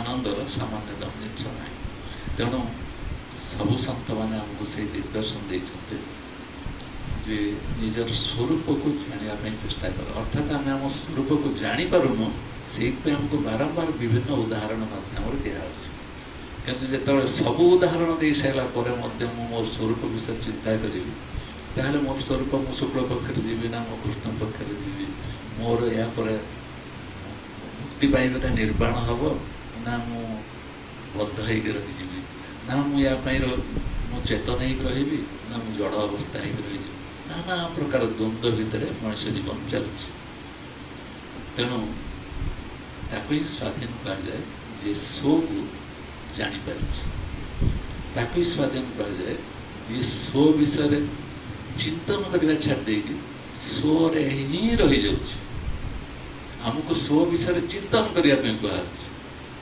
किंतु आम चिंता करा मो सो विषय चिंतन जदि कली सोटा मोटर गोटे भिन्न पदार्थ है चिंतन कर मोटू भिन्न हो तेणु सोर चिंतन करी ना सो जहाँ मुझे रही अर्थात कौन सी प्रकार कालीमा न थी ଦ୍ୱନ୍ଦ୍ୱ ନଥାଇକି କୌଣସି ପ୍ରକାର ବାଧା ନଥାଇକି ଯାହା ମନୁଷ୍ୟକୁ ବା ଯେକୌଣସି ପ୍ରାଣୀ ପାଖରେ ପ୍ରକାଶମାନ ହୁଏ ତାହାକୁ ହିଁ ହେଉଛି ସ୍ୱରୂପ ଧ୍ୟାନ। ଯେତିକି ମୋ ଜୀବନ କାଳ ଭିତରେ ମୁଁ ପଢ଼ିଛି ବା ଅନୁଭବ କରିଛି, ସେତିକି ଅନୁଭବ ଭିତରେ ସମସ୍ତ ଗୁରୁମାନଙ୍କର କଥାଟା ମୁଁ ବିଚାର କରିସାରିଲା ପରେ ମନକୁ ଆସୁଛି ଏସବୁ ଚିନ୍ତନ କରିକି ତ ଜୀବନ ଅଛି, ତାହେଲେ ମୋର ମୃତ୍ୟୁକାଳୀନ ଅବସ୍ଥା ଆସିଲା ବେଳେ ଯଦି ଆସିଯାଏ ସେତେବେଳେ ମୁଁ କେଉଁ ସ୍ଥିତିରେ ରହିବି ଯିବି, ଏଇଟା ଆମ ଭିତରେ ବେଳେବେଳେ ଆମକୁ ବାଧା ସୃଷ୍ଟି କରେ। କହିବାର କଥା ହେଉଛି, ତାତ୍ପର୍ଯ୍ୟ ହେଉଛି ଆମର ସୌଭାଗ୍ୟ ଆମେ ଗୋଟେ ରାସ୍ତାକୁ ଜାଣିନଥିଲୁ, କେହି ନା କେହି ସନ୍ଥ ଆସିଲେ, ଯେଉଁ ସନ୍ଥମାନଙ୍କ ଦ୍ୱାରା ସଂସ୍ପର୍ଶରେ ଆମେ ଆସିଲୁ, କ'ଣ ଏଇ ଜିନିଷଟା କେମିତି ଏଠୁ ଯାଇକି ଅଲଗା ହେଇକି ରହିଲେ କ'ଣ ହେବ, ଆମକୁ ଠିକ୍ ଠିକ୍ ଲାଗୁଛି, କିନ୍ତୁ ପୁଣି ଆମେ ତାକୁ ବୁଝିପାରୁନୁ, ଜାଣିପାରୁନୁ। ସେତେବେଳେ ଆମକୁ ଏଇ ବିଚାର ମନ ଭିତରେ ଆସୁଛି ଯେ ଆମେ ଜାଣିପାରୁନୁ କାହିଁକି, ଗୁରୁଙ୍କ ପାଖରେ ବସିଲୁ, ଶୁଣିଲୁ, ଜାଣିଲୁ, ତଥାପି ଶାନ୍ତ କାହିଁକି ମୁଁ ହେଇପାରୁନୁ। ଜଣେ ବେଲପାହାଡ଼ରୁ ସତ୍ସଙ୍ଗୀ ଜଣେ କାଲିନା ପହରଦିନ ଆସିଥିଲେ। ଆସୁ ଆସୁ ସେ ମୋତେ ପଚାରିଲେ ସ୍ୱାମୀଜୀଙ୍କର କେଉଁ ବହିଟି ନେଲେ ମୋତେ ସୁବିଧା ହେବ। ମୁଁ କହିଲି ତାଙ୍କର ଯେକୌଣସି ବହି ପଢ଼, ମୂଳ ତତ୍ତ୍ୱ ପାଖରେ ଯଦି ନ ପହଞ୍ଚି ପାରିଲା, ସବୁ ବହିରେ ପ୍ରାୟ ସମାନ ଜିନିଷକୁ କୁହାହେଉଛି। ସ୍ୱାମୀଜୀ ଯେଉଁ ଜିନିଷଟାକୁ ଇଙ୍ଗିତ କରିକି ଦେଉଛନ୍ତି ବା ଆମ ପାଖେ ପାଖେ ଆମେ କାନ କାନେ ବସିକି ଆମକୁ ଶୁଣାଉଛନ୍ତି, ଆମେ ସେଆଡ଼ିକି ଆମ ଦୃଷ୍ଟି ଯିବା ବଦଳରେ ଆମେ ଜାଣିଦେଲୁ ବୋଲି ଭାବିକି ଆମେ ଅଟକିକି ରହିଯାଉଛୁ। ସେତିକି ବାଟ ତ ଆମେ ପହଞ୍ଚି ପାରୁନୁ। ସେଗୁଡ଼ା ସବୁ କେମିତି ଆପଣ ଜାଣିବେ, କେମିତି ଆକୁ ବିଚାର କରିବେ କହିକି ତାକୁ ଟିକେ ଟିକେ ବୁଝେଇଲେ। ସେ କହିଲା ମୁଁ ସ୍ୱାମୀଜୀଙ୍କର କ୍ଲାସ୍ କରିଛି, କିନ୍ତୁ ଆଜ୍ଞା ଆମେ ସତ୍ସଙ୍ଗ କରୁଛୁ, ଆତ୍ମସାକ୍ଷାତକାର ପଢ଼ୁଛୁ, କିନ୍ତୁ ମୁଁ ବୁଝିପାରୁନୁ, ଆମେ ଜାଣିପାରୁନୁ, ମଝିରେ ମଝିରେ ଅଟକି ଯାଉଛୁ। ଯିଏ ସତ୍ସଙ୍ଗ କରାଉଛନ୍ତି ସେମାନେ ଆମକୁ ମଧ୍ୟ ପରିଷ୍କାର ପରିଚ୍ଛନ୍ନ ଭାବରେ ତାକୁ ବୁଝେଇ ଦେଇପାରୁନାହାନ୍ତି। ମୁଁ ତାକୁ ପଚାରିଲି ସ୍ୱାମୀଜୀ ଯାହା କହିଲେ ତ ଭଲ ଲାଗିଲା ନା? ହଁ ଏକଦମ ଠିକ୍ ଠିକ୍ ଲାଗୁଛି, ଏକଦମ ଠିକ୍ ଠିକ୍ ଲାଗୁଛି, କିନ୍ତୁ ଦେଖ ତାକୁ ମନସ୍ତତ୍ଵକୁ ଦେଖ। ସେ କହୁଛି ମୋତେ ବୁଝି ହେଉନି, ମାନେ କୋଉଠି କୋଉଠି ଅବୁଝା ରହିଯାଉଛି। ତମେ ସ୍ୱାମୀଜୀ କ୍ଲାସ୍ କରିସାରିଛ ବା ପୁରା? ହଁ କରିସାରିଛି। ଯାହା ଯାହା କହିଲେ ସବୁ ଠିକ୍ ଠିକ୍ ଲାଗୁଛି? ହଁ ହଁ ସବୁ ଠିକ୍ ଠିକ୍ ଲାଗୁଛି। ବୁଝିପାରୁନ କାହିଁକି? ସ୍ୱାମୀଜୀ ତ କହୁଛନ୍ତି, କିଏ କହୁଛି ମୋର 20 ବର୍ଷ 25 ବର୍ଷ ହେଇଗଲାଣି ମୁଁ ସତ୍ସଙ୍ଗ କରୁଛି, କିଏ କହୁଛି ମୁଁ 30 ବର୍ଷର ପୁରୁଣା ସତ୍ସଙ୍ଗ, କିନ୍ତୁ ମୂଳ ଜିନିଷ ଗୁଡ଼ାକ ସେମାନେ ଜାଣିପାରୁନାହାନ୍ତି। ତେଣୁକରି ଉପଦେଶ ଦେବା ପାଇଁ ପଡ଼ୁଛି ଯେ ତଥାପି ତମେ ଏହା କର, ତଥାପି ତମେ ସେୟା କର, ତଥାପି ତମେ ସେୟା କର। କିନ୍ତୁ ଯେତେବେଳେ ଆମେ ସେଇ ପ୍ରକାର ବିଚାର ନେଇକି ତାକୁ ଆତ୍ମତତ୍ତ୍ୱ ଉପରେ ନେଇକି ପକଉଛୁ ବା ମୁଁ ତତ୍ତ୍ୱ ଉପରେ ନେଇକି ମୋତେ ବିଚାର ଧାଡ଼ି କରି ତାକୁ ବୁଝେଇଦେଲି, ବୁଝି ହେଇଯାଉଛି, ସବୁ ବୁଝିପାରୁଛନ୍ତି? ତାକୁ ହଁ ବୁଝି ହେଇଯାଉଛି। ତାମାନେ ଯିଏ କହୁଥିଲା ମୁଁ ବୁଝିପାରୁନାହିଁ, ସେ ଫେରେ ବୁଝିପାରୁଛି କେମିତି? ତାକୁ ଯେଉଁ ପ୍ରକାର ଜିନିଷ ଦରକାର ସେ ତାକୁ ସେଟା ପାଇପାରୁନି। ଯେଉଁମାନେ ସତ୍ସଙ୍ଗ କରୁଛନ୍ତି ସେ ସତ୍ସଙ୍ଗ ନାଁରେ ବିଭିନ୍ନ ଆଲୋଚନା ଏଡ଼୍ ସେଡ଼୍ ହେଉଛି, ତେଣୁ ସେ ସତ୍ସଙ୍ଗ ଠିକ୍ ଭାବରେ ହେଇପାରୁନି। ଏଠି ସତ୍ସଙ୍ଗର ବିଚାରଧାରା ରହିବ ମୁଁ ପ୍ରକୃତରେ ଯିଏ, ମୋର ପ୍ରତ୍ୟେକ ସ୍ଥିତିରେ ସେୟା ଥିବ। ଅର୍ଥାତ୍ ମୋତେ ଏଇ ସମୟରେ ଅଶୋକ ବାବୁ ଯାଉଛନ୍ତି ତାଙ୍କ ସ୍କୁଟରରେ ବସିକି ଅଫିସ୍ ଧରି ପକେଇବି, ମୁଁ କିଏ କୁହନ୍ତୁ? ଯଦି ତାକୁ ସେ ବୋଧ ଥିବ, ତାଙ୍କ ଭିତରୁ ସେ ପ୍ରକାର ବିଚାର ବାହାରିବ ନା ନାହିଁ। ଯଦି ସେ ବୋଧ ନଥିବ, ହଁ ହଁ ମୁଁ ତ ଦ୍ରଷ୍ଟା ସାକ୍ଷୀ ଆତ୍ମା, ତାହିଁ କହିବି। ଇଏ କ'ଣ ନା ନିଜସ୍ୱ ଅନୁଭୂତି ନା ଶୁଣି ଶୁଣିକି ହେଇଛି? ଏଇଟା ସବୁ ଶୁଣି ଶୁଣିକି ଆମେ ଆମ ଭିତରେ କହୁଛେ ନା, ଶୁଣିବାରେ ଆମେ ରହିଯିବାନି, ଆମେ ଆହୁରି ଟିକେ ଭିତରକୁ ଯିବା। କ'ଣ ଉପଲକ୍ଷ ଦେଇକି ଏତେ ଏତେ କଥା ଗୁଡ଼ା କୁହାଯାଉଛି? ଆରେ ତୁ ହଉଛି ପ୍ରକୃତରେ ଯିଏ, ତାକୁ ଯଦି ତୁ ନ ଜାଣିବୁ ତତେ ତାକୁ ବୁଝେଇବା ପାଇଁ ମୁଁ ଚେଷ୍ଟା କଲେ ଯେତେ ଉପାୟ ତତେ ବୁଝେଇଲେ ମଧ୍ୟ ତୁ କ'ଣ ତୋ ଜାଗାରେ ପହଞ୍ଚି ପାରିବୁ? ତୋର ତା ପ୍ରତି ଦୃଢ଼ତା ରହିବା ଦରକାର। ମୁଁ କିଏ ଜାଣିଥାଏ, ତାକୁ ମୋତେ ଯେଉଁ ମୁହୂର୍ତ୍ତରେ ଯିଏ ପଚାରୁନା କାହିଁକି ମୁଁ ତାକୁ କହିବି, କାହିଁକି ନା ସିଏ ଯଦି ମୋର ଆନନ୍ଦର ସ୍ରୋତ, ତାହେଲେ ସାରା ବିଶ୍ୱ ବ୍ରହ୍ମାଣ୍ଡର ଆନନ୍ଦ ଦାନ କରିବା ପାଇଁ ସିଏ ହିଁ ସକ୍ଷମ, ଆଉ ଅନ୍ୟ କିଏ ଆନନ୍ଦ ଦାନ କରିପାରିବେ ନା। ଯଦି ମୁଁ କିଏ ଗୁରୁର କୃପାରୁ ମୋ ଭିତରେ ସେଟା ପ୍ରବେଶ କରିଗଲା, ବୋଧ ହେଇଗଲା, ଉପଲବ୍ଧି ହେଇଗଲା, ତାହେଲେ ମୁଁ ଯେଉଁ ପ୍ରକାର ଖୁସି ଅବସ୍ଥାରେ ଅଛି, ତାକୁ ଯେକୌଣସି ଅବସ୍ଥାରେ ଯିଏ ପଚାରିଲେ ମଧ୍ୟ ତାକୁ ମୁଁ ସେଇଟା କଲେ ସେ ସେତିକି ପରିମାଣରେ ଖୁସି ହେବା ପାଇଁ ବାଧ୍ୟ। ତେଣୁ ଯଦି ସେ ସେତିକି ପରିମାଣରେ ଖୁସି ହେଇପାରୁନାହିଁ, ବୁଝିବା ପାଇଁ ପଡ଼ିବ ମୁଁ ମଧ୍ୟ ଜାଣିନି। ତେଣୁ ନା ଆମେ ସବୁବେଳେ ପ୍ରଳାପ କରୁଛୁ, ଯିଏ ଯାହା ବୁଝେଇଲା ଆମେ ଯାହା ଯାହା ଶୁଣିଛନ୍ତି ତାରି ଉପରେ କହି କହି କହି କହି ଚାଲୁଛୁ, ଏହା ହେଉଛି ଏହା ହେଉଛି ଏହା, ଅମୁକେ ଗୁରୁ ଏହା କହିଥିଲେ, ସମୁକେ ଗୁରୁ ସେୟା କହିଥିଲେ। ତୁ କ'ଣ କହୁଛୁ? ମୁଁ କ'ଣ କହିବି? ମୁଁ ତ ଜାଣିନି ଆଜି ପର୍ଯ୍ୟନ୍ତ। ମୋତେ ଏପର୍ଯ୍ୟନ୍ତ ପର ଦ୍ୱାରା ପାଳିତ ହେଇଛି, ମୁଁ ପରାଧୀନ ହେଇକି ବଞ୍ଚିଛି। ସୁଅର ଅଧୀନ ମୁଁ କାଳ ହେଇନଥିଲି, ଏବେ ନାହିଁ। ମୁଁ ପତାକା ଉଡ଼େଇକି ସ୍ୱାଧୀନ ହେଇଲି ବୋଲି ଭାବୁଛି। କେତେବେଳେ ସେ ପତାକା ଉଡ଼ିବ? ନା ଯେତେବେଳେ ନିଜର ବୋଧଟା ଆସିଯିବ ଯେ ମୁଁ ପ୍ରକୃତରେ କି ବାଉଳା ଚାଉଳା ହେବାର କୌଣସି କାରଣ ନାହିଁ, ଏପାଖ ସେପାଖ ହେବାର କିଛି କାରଣ ନାହିଁ। ଯଦି ଥରେ ସ୍ୱର ଜ୍ଞାନ ଆସିଗଲା, ତମେ ଯାହା କରୁଛ କର, କହିନି ଯେକୌଣସି କାର୍ଯ୍ୟ ତମେ କର ନା କାହିଁକି, ତମ ପାଖକୁ ପାପ ଛୁଇଁବ ନାହିଁ, ଭୁଲ ଛୁଇଁବ ନାହିଁ। ତା ଅର୍ଥ ତମେ ଯଦି ତମ ନିଜ ସ୍ୱରୂପ ଜାଣିଯାଇଛ ମୁଁ ପ୍ରକୃତରେ କିଏ, ତାହେଲେ ତମେ ଯେକୌଣସି କ୍ରିୟା କର ନା କାହିଁକି, ସବୁ ଜିନିଷ ଆପେ ଆପେ ଆପେ ଆପେ ଆନନ୍ଦମୟ ଅବସ୍ଥାରେ ହେଇସାରିଛୁ। ତମର ନା ଖରାପ ହେଇଗଲା, ମୋର ଲସ୍ ହେଇଗଲା, ମୋର ଅମୁକ ହେଇଗଲା, ତମ ଦୁଃଖ ରହିବ, ନା ମୋର ଗେନ୍ ହେଇଗଲା, ମୋର ପ୍ରଫିଟ୍ ହେଇଗଲା, ତା ପାଇଁ ମୋର ତମ ସୁଖ ରହିବ। ମୁଁ ସୁଖ ଦୁଃଖର ଉର୍ଦ୍ଧ୍ୱରେ, ମୋ ମନୋବୁଦ୍ଧିର ଉର୍ଦ୍ଧ୍ୱରେ, ମୋ ନିଜ ବିଚାରର ଉର୍ଦ୍ଧ୍ୱରେ, ମୁଁ ସେଇ ସ୍ଥିତିକୁ ଯିବା ପାଇଁ ପଡ଼ିବ। ଇଏ ହେଉଛି ଇଙ୍ଗିତ କାହାର? ନା ଯେଉଁମାନେ ସ୍ୱାଧୀନ ଅଛନ୍ତି, ସ୍ୱ ଉପରେ ନିର୍ଭର କରୁଛନ୍ତି, ସେଇମାନେ ହିଁ ପ୍ରବଚନ ଦେଇପାରିବେ, ସେଇମାନେ ହିଁ ସତ୍ କହିପାରିବେ। ସେମାନଙ୍କ ଆଡ଼କୁ ଅନ୍ୟମାନେ ଯିବା ପାଇଁ ବାଧ୍ୟ, ଅନ୍ୟ ଉପାୟ କିଛି ନାହିଁ। କାରଣ ସବୁ ଉପରେ ସେମାନେ ତର୍ଜମା କରିସାରିଛନ୍ତି, ନିଜ ସ୍ୱକୁ ସେମାନେ ଅଧ୍ୟୟନ କରିସାରିଛନ୍ତି। ସେଥିପାଇଁ ସ୍ୱାମୀଜୀ ସ୍ୱରୂପ ଗୀତା ଲେଖିଲେ, ଏହାକୁ ଦୈନନ୍ଦିନ ପଠନୀୟ ବୋଲି କହିଲେ। ଏହାକୁ ସମସ୍ତେ ସବୁଦିନ ପଢ଼। ଆମେ ପଢ଼ି ପଢ଼ିକି ରହିବା ନା ବୋଧ କରି ଯାଇ ଥରେ ପଢ଼ା ଛାଡ଼ିଦେବା? କେଉଁଟା ଠିକ୍ ଲାଗେ? ଆମେ ବୋଧ କରିଯିବା ଗୋଟେ ଜିନିଷଟାକୁ, ନା ପଢ଼ି ପଢ଼ିକି ବୋଧ କରୁଥିବା? କୁହ, ପଢ଼ି ପଢ଼ିକି ବୋଧ କରୁଥିବା ନା ବୋଧଟା କରିସାରିଲା ପରେ ପଢ଼ା ଆଉ ଦରକାର ଅଛି କି? ତେଣୁ ସେଇ ସ୍ଥିତିକୁ ଆମକୁ ଯିବା ପାଇଁ ପଡ଼ିବ। ପଢ଼ିକି ମୁଁ ଅମୁକେ ବହି ପଢ଼ିଲି, ତାପରେ ମୋତେ ବୋଧ ହେଲା। ତା ମାନେ ବୋଧ ହେଉଛି ନିଶ୍ଚୟ, କିନ୍ତୁ ମୋ ବୋଧ ପାଖରେ ରହୁନି, ମୋ ପଢ଼ା ପାଖରେ ବାହାରର ଜ୍ଞାନ ତା ପାଖରେ ରହୁଛି। ନିଜ ଭିତରୁ ସେ ଜ୍ଞାନ, ନିଜ ଭିତରୁ ସେ ବୋଧ ଆସୁନାହିଁ। ତେଣୁ ଆମେ ସତ୍ସଙ୍ଗମାନଙ୍କର କାମ ହେଲା ଆମେ ସେଇଠିକି ଯିବା, ସେଇ ଲକ୍ଷ୍ୟ ନେଇକି ଯିବା। କେଉଁ ଲକ୍ଷ୍ୟ? ନା ଯେତେବେଳେ ମୁଁ କାହିଁକି ସେମିତି ଗୋଟେ ଅସ୍ୱାଭାବିକ ଫିଲ୍ କରୁଛି, ମୋତେ ଜଣେ କହିଲା ବେଳକୁ ମୋତେ କାହିଁକି ଅଲଗା ଅଲଗା ଲାଗୁଛି, ତାର କାରଣ ହେଲା ମୁଁ ନିଜକୁ ନିଜେ ଭଲ ଭାବରେ ଅନୁଧ୍ୟାନ କରିନାହିଁ, ଅନୁଶୀଳନ କରିନାହିଁ, ନିଜକୁ ନିଜେ ମୁଁ ଜାଣିପାରିନାହିଁ। ଏହା ହେଉଛି ମୋର ଦୁର୍ଭାଗ୍ୟ। ତେଣୁ ସତ୍ସଙ୍ଗ କରୁଛୁ, ସତ୍ଜ୍ଞାନ ତ ପାଇଥିବୁ, ତତେ ବହୁତ ଖୁସି ଖୁସି ଲାଗୁଥିବ, ହେ ଗୁରୁଦେବ ଆପଣଙ୍କ କୃପାରୁ ଅଶେଷ ଆନନ୍ଦରେ ମୁଁ ଅଛି। ଆମେ ପ୍ରାୟତଃ ସମସ୍ତେ ସେୟା କହୁଛୁ, ଆପଣଙ୍କ ଦୟାରୁ ଦେଖନ୍ତୁ ମୋତେ କେହି ଛୁଇଁ ପାରିବ ନାହିଁ, ମୋତେ ପାପ ସ୍ପର୍ଶ କରିପାରିବ ନାହିଁ, ମୋତେ ଦୁଃଖ ସ୍ପର୍ଶ କରିପାରିବ ନାହିଁ। ସବୁ ଯେଉଁମାନେ ଗୁରୁ ପରମ୍ପରାରେ ଅଛନ୍ତି ସମସ୍ତେ ପ୍ରାୟ ତାଙ୍କ ଗୁରୁକୁ ସେ ଅବସ୍ଥା ରଖନ୍ତି ନା ନାହିଁ? ଆପଣ ଅଛନ୍ତି ଯେତେବେଳେ ମୋତେ ଆଉ କିଛି ଚିନ୍ତା ନାହିଁ। ପରାଧୀନ ନା ସ୍ୱାଧୀନ? ଯିଏ ଏଇଭଳିଆ ଚିନ୍ତନ କରୁଛି ସେ ପରାଧୀନ ନା ସ୍ୱାଧୀନ?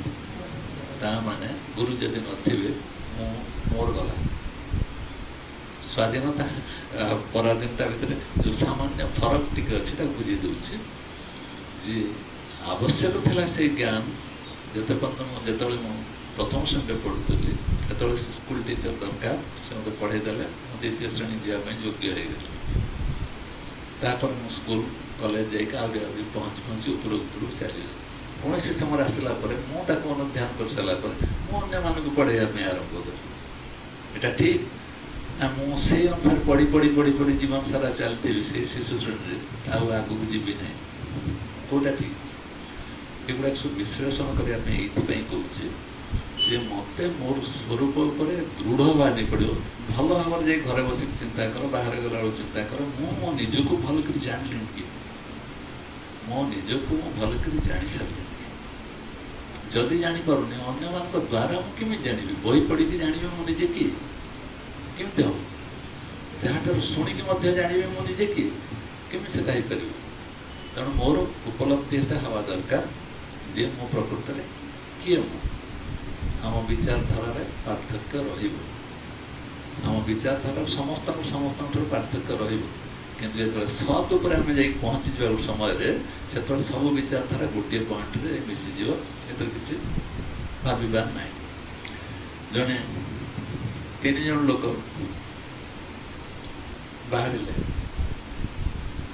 जे आम जाऊे कौटी बुलिक आसो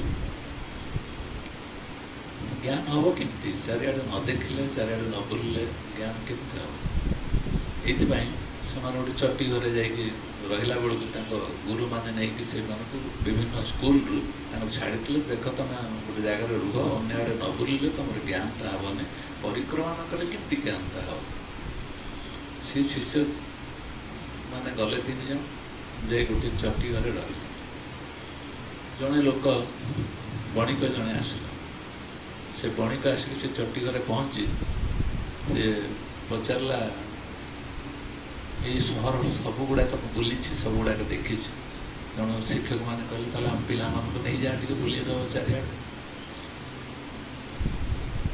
से कहला मु तो गोटे घोड़ा 3 जन पिला गोटे जगार केमी नेबी तेणु जन जन को लेकिन जाऊँगी बसईदेवी मैंने बुलेदेवी बुले दी सारा पर ज्ञान जहाँ हम से अनुसार आसवे बुलवे देखिए सब निजर ज्ञान बढ़ी प्रथम टी जन को नेला नहीं सहर सारा पूरा बुले सब देखेला यहाँ आमके देख मंदिर यहाँ आमके विभिन्न जिन सब चिन्ह चिन्ह आस सारापर पचारा जदि राज्यर तुमको राजा करने दि जाए तुम राजी हम ना नहीं कहला नाई ना एत उच्च आकांक्षा करवा एत आशा आकांक्षित हवा जो अमुकी हो ठीक कथा ना गुरु कहते ना गोटे अहंकारी हो ठीक जिनस ना कहला जड़े राजा मुझे पारि ना से प्रकार कार्य कर द्वितीय लोकटी से द्वितीय लोकटी नहीं सारा प्रकार पचारा तोते यदि बर्तमान गोटे राजा कर दि जाए तू हबू ना नहीं से कहला निश्चय हेबी कहीं जदि मोर से योग्यता न था मत कहीं राजा कराऊँ मुझे मत राजा कर जदि मोर योग्यता अच्छी मत से राजा करागला द्वितीय विचार यहाँ तृतीय टी पचारा सहर तो देखिलु बुलिलु मंदिर ये सब अनुभव सब नेलु सारा संसार अनुभव सब नहीं सारापर तोते भी राजा करने दि जाए तू राजा हबू निश्चय कहीं न कौन पे हूँ ना मुझे जे मुझे बुलवाई जाइली बुलवाई गला बेलू गोटे नदी कूल में बासना देखिए गोटे बड़ गछटे अच्छे से गछटे देखिए ये फूल हो फुटी बोधे ये फूलर बासना बहुत कि गछ देखला बेलू गोटे बोली फूल न बासनाटा कौट आस बासनाटा को देखला बेलू गोटे छुटिया गछ लता गछटी अच्छे से दूर में एड़िकी फूल अच्छे ताजर बासना गुड़ाक छुटी मुझे विचार कर देखिली अरे ये सृष्टि को देख कि विचित्र जिनस कौ जिनसा कौटी रखाई एड़े बड़ वृक्ष भर फूलटे ना बासना दे पार एड़िकी टे फूल कौटी गोटे लतार से गोटे बासना गुड़ाक चारिआडे महकी उठे तेणु ये जो सर्जनाटा कराई ये सर्जना भितर क्या कौ स्थित रखा कहीहबन तेणु प्रत्येक जिनस भितर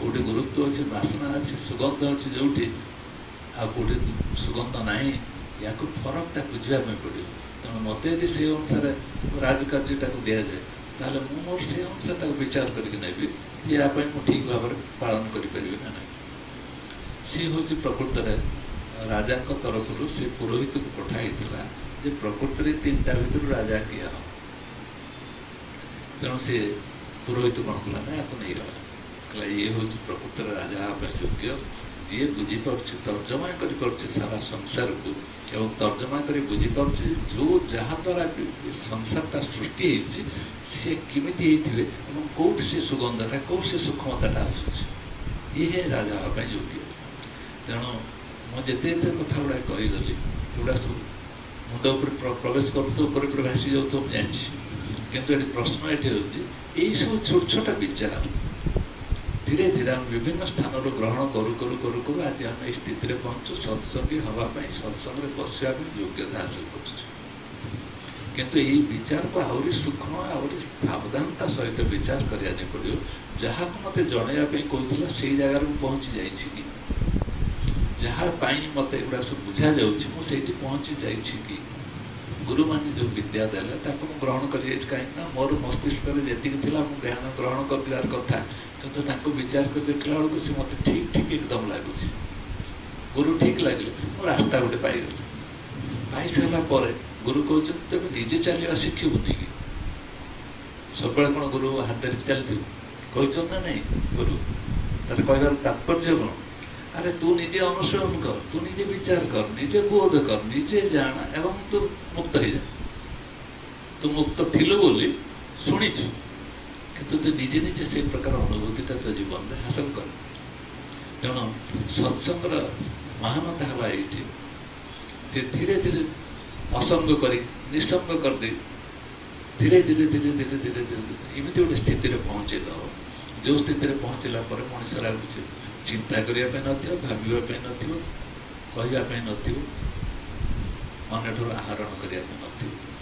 ସିଏ ସ୍ୱୟଂ ସମ୍ପୂର୍ଣ୍ଣ ଅନୁଭବ କରିବ। ସ୍ୱଟାକୁ ଅନୁଧ୍ୟାନ କରି ସେ ସ୍ୱରୂପରେ ପରିଣତ ହେଇଯିବ। ମୁଁ ହିଁ ଏୟା, ଏହା ବ୍ୟତୀତ ଅନ୍ୟ କିଛି ମୋତେ କିଛି କ'ଣ ହେଉଛି ସଂସାର ତା ବାଟେ ଚାଲୁଥାଉ, କିଏ କୋଉ ବାଟେ ଯାଉଥାଉ, ପୃଥିବୀ ଯେଉଁ ପ୍ରକାର ରୂପ ଧାରଣ କରୁଛି କରୁଥାଉ, ମୋର ତା ସାଙ୍ଗରେ କିଛି କହିବା ନାହିଁ। କିନ୍ତୁ ଯାହା ମୋତେ ବୁଝାଯାଉଛି, ଯାହା ମୋତେ ଜଣାଯାଇଛି, ମୁଁ ତା ପାଖରେ ପହଞ୍ଚିଲି ନା ନାହିଁ। ଏଥିପାଇଁ ଆମକୁ ନିତ୍ୟ ଚିନ୍ତନ କରିବା ପାଇଁ ପଡ଼ିବ, ସେଇ ସ୍ୱରୂପ ଧ୍ୟାନ କରିବା ପାଇଁ ପ୍ରତ୍ୟେକ ମୁହୂର୍ତ୍ତରେ ପଡ଼ିବ। 5 ମିନିଟ୍ ହଉ, 3 ମିନିଟ୍ ହଉ, ଯେକୌଣସି ଅବସ୍ଥାରେ ହଉ, ଯାହାକୁ ଦେଖ ନା କାହିଁକି ସେଇ ସ୍ଥିତି ଆସିକି ପହଞ୍ଚିବ ଯେଉଁଠିକି ମୁଁ ପ୍ରତ୍ୟେକ ଅଣୁ ଭିତରେ କେମିତି ପରିପୂର୍ଣ୍ଣ ଅବସ୍ଥାରେ ଅଛି। ଯେମିତି ସେ ସାନ ରାଜକୁମାରଟି ବୁଝିପାରିଲା, ସେ ପିଲାଟି ବୁଝିପାରିଲା ଯେ ଛୋଟ ଫୁଲଟି ଭିତରେ ମଧ୍ୟ ସୁଗନ୍ଧ କୋଉ ବାଟେ ରହିଛି, ମୋତେ ମଧ୍ୟ ସେଇଭଳି ସ୍ଥିତିରେ ଯିବା ପାଇଁ ପଡ଼ିବ। ଏ ସୁଗନ୍ଧଟା କେଉଁଠି ଅଛି ମୁଁ ତାକୁ ଜାଣିପାରିଲି ଯଦି, ତାହେଲେ ମୁଁ ମୋର ଯେଉଁଥିପାଇଁ ମୁଁ ସତ୍ସଙ୍ଗ କରୁଛି, ସତ୍ସଙ୍ଗ ହେଇଛି, ସେଇ ସତ୍ସଙ୍ଗ ସ୍ଥିତିରେ ମୁଁ ପହଞ୍ଚି ପାରିବି। ନହେଲେ ସତ୍ସଙ୍ଗ କହିବାର ଅଧିକାର ମୋର ନାହିଁ। କେତେ ଆଶ୍ଚର୍ଯ୍ୟ ରକମ ମଣିଷ ଜୀବନକୁ ଦେଖ, ଯେଉଁ ଗୁରୁମାନେ ଆମକୁ କୋଳେଇ ନେଇକି ନିଜର କରି ପାଖରେ ବସେଇଛନ୍ତି, ସେମାନଙ୍କର ବିନା ସ୍ୱାର୍ଥରେ କୌଣସି ପ୍ରକାର ସ୍ୱାର୍ଥ ସେମାନେ ନ ରଖି ଯେଉଁ ବୋଧ କଲେ ସେ ବୋଧରେ ଆମକୁ ସ୍ନାନ କରେଇ ଦେଇଛନ୍ତି। ତାଙ୍କର କହିବାର ତାତ୍ପର୍ଯ୍ୟ ହେଉଛି ବା ବୁଝେଇବାର ତାତ୍ପର୍ଯ୍ୟ ହେଉଛି ସେ ଯେଉଁ ଅନୁଭୂତିଟା ହାସଲ କରିସାରିଛନ୍ତି ସେଇଟା ଆମରି ଭିତରେ ପୁରେଇ ଦେବା ପାଇଁ ଦେଇଛନ୍ତି ଏବଂ ଆମକୁ ସେ ଚେଷ୍ଟା କରୁଛନ୍ତି ତମେ ସେଇ ରାସ୍ତାରେ ଯାଇକି ନିଜ ନିଜ ସ୍ଥିତିରେ କେମିତି ପହଞ୍ଚିଯାଅ। କିନ୍ତୁ ଆମେ ସବୁବେଳେ ଅନୁସରଣ କରୁଥିବା ଗୁରୁଙ୍କ ଦେଇଥିବା ବାଟରେ ହିଁ ଆମେ ଚାଲିବୁ, ଅନ୍ୟ ବାଟ କିଛି ଆମକୁ ନାହିଁ, ଆମେ କିନ୍ତୁ ନିଜ ବାଟ ଆମେ ଖୋଜିବୁନି। ଇଏ କି କଥା? ଗୁରୁ କୌଣସି ଗୁରୁ ପସନ୍ଦ କରିବ ନାହିଁ ଯେ ତାର ଶିଷ୍ୟମାନେ ଯାହାକୁ ସେ ଶିଖଉଛି ସେ ସେଇ ବାଟରେ ଯିବ। ସ୍ୱାମୀଜୀ କହୁଛନ୍ତି ଗୁରୁଙ୍କର ବାକ୍ୟ, ଗୁରୁ ଯେଉଁ ଯେଉଁ ବାଟ ବତେଇଛନ୍ତି, ତମେ ଯଦି ସେ ବାଟରେ ନ ଯିବ ତମ ଜୀବନ ନରକରେ ପୂର୍ଣ୍ଣ ହେଇଯିବ। ତେଣୁ ଗୁରୁଙ୍କ ପ୍ରତି ସେଇ ବାଟରେ ତମେ ଚାଲିବା ନା ନାହିଁ। ସେ କୋଉ ବାଟରେ ଚାଲୁଛନ୍ତି, କୋଉ ବାଟରେ ଯିବା ପାଇଁ କହୁଛନ୍ତି, କୋଉଠି ପହଞ୍ଚିବା ପାଇଁ କହୁଛନ୍ତି, ସେଟା ଆମକୁ ଦେଖାଗଲାଣି। କୋଉଠି ସେ ପହଞ୍ଚୁଛନ୍ତି ମୁଁ ସେଇଠି ପହଞ୍ଚିବି, ଆମକୁ ଜଣାଗଲାଣି କୋଉଠି ସେ ପହଞ୍ଚୁଛନ୍ତି। ଆମେ ଜାଣିପାରିଲୁଣି ସେ କୋଉଠି ନେଇକି କୋଉଠି ଛାଡ଼ିବା ପାଇଁ ଆମକୁ ଚାହୁଁଛନ୍ତି। ଯଦି ଆମେ ସେଠିକି ଜାଣିପାରୁନାହୁଁ, ଦେଖିପାରୁନା, ଆଉ ଏଇ ଭଳିଆ ଗୋଟେ ଶୂନ୍ୟ କଳ୍ପନା ସ୍ତରରେ ରହିବେ ନା କ'ଣ? ସେଇ ସ୍ତରରେ ଆମକୁ ପହଞ୍ଚିବାକୁ ପଡ଼ିବ। ଯେଉଁ ବାଟଟା ଗୁରୁ ଦେଖେଇଛନ୍ତି ସେଇ ବାଟରେ ତମକୁ ଯିବାକୁ ପଡ଼ିବ। ତେଣୁ ସେ କହୁଛନ୍ତି କାମ କରିବା ପାଇଁ ଲୋକଟି ଆସିଛି ଆମ ଘରକୁ, ପଚାରିଲା ମୋର ଟିକେ ଆଧ୍ୟାତ୍ମିକ ଜଗତରେ ଯିବା ପାଇଁ ଇଚ୍ଛା ହେଉଛି। ମୁଁ ତାକୁ ପଚାରିଲି ଯେଉଁ ଦେବାଦେବୀ ଠାକୁର ମନ୍ଦିର ଯାଉଛ, ସବୁଆଡ଼େ ଯାଉଛ, ସେ ତମ ସାଙ୍ଗରେ କଥାବାର୍ତ୍ତା କରୁଛନ୍ତି, ଶୁଣୁଛନ୍ତି ତମ କଥା, ଆମେ ମୋ ପାଖରେ ବର୍ତ୍ତମାନ ଅଛନ୍ତି ବୋଲି ମୁଁ ଜାଣିପାରିବି। ସେ ମୋ ପାଖରେ ଅଛନ୍ତି, ଲିଙ୍ଗରାଜ ମୋ ପାଖରେ ଅଛନ୍ତି, ଜଗନ୍ନାଥ ମୋ ପାଖରେ ଅଛନ୍ତି, ଅମ୍ବିକା ମୋ ପାଖରେ ଅଛନ୍ତି, ଜାଣିପାରୁଛୁ। ଏଇଟା ଦେଖି ଦେଇପାରିବ ତମ ସମ୍ପର୍କ ସେ ରଖୁଛ। ସେ ତାକୁ ଟିକେ ରହିଗଲା।